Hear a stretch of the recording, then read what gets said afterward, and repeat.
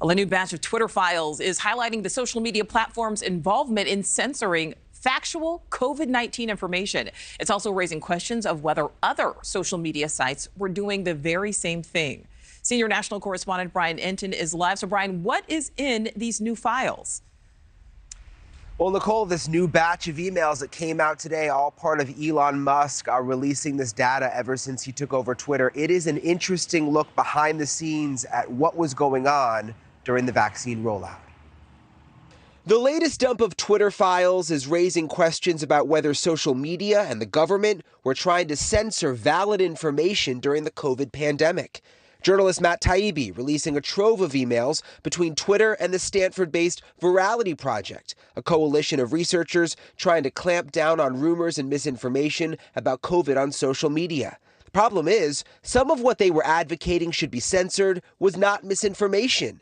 Take, for example, the idea of natural immunity. In an email from June 2021, a representative from the Virality Project wrote to Twitter leadership, "This week we were able to hone in on ongoing tactics and themes, including an increasingly popular narrative around natural immunity. But experts say developing immunity after getting COVID is not a narrative, it's proven fact." I would say that today really showed us that especially the concept of natural immunity, which is, like a concept for thousands and thousands of years, it works.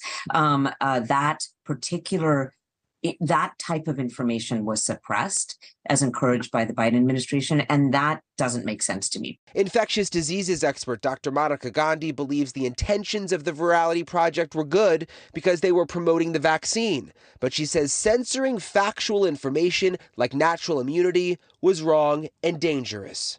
Are you worried that, God forbid, there is another pandemic, that Americans might not trust the government now with some of this information coming out about them suppressing certain things? Yes, I'm actually very worried. And the reason I get worried is there's been a massive decrease in public health trust.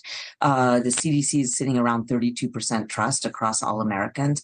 That does not bode well for Americans to take the measles vaccine or to give their child polio vaccine or to respond to a new threat.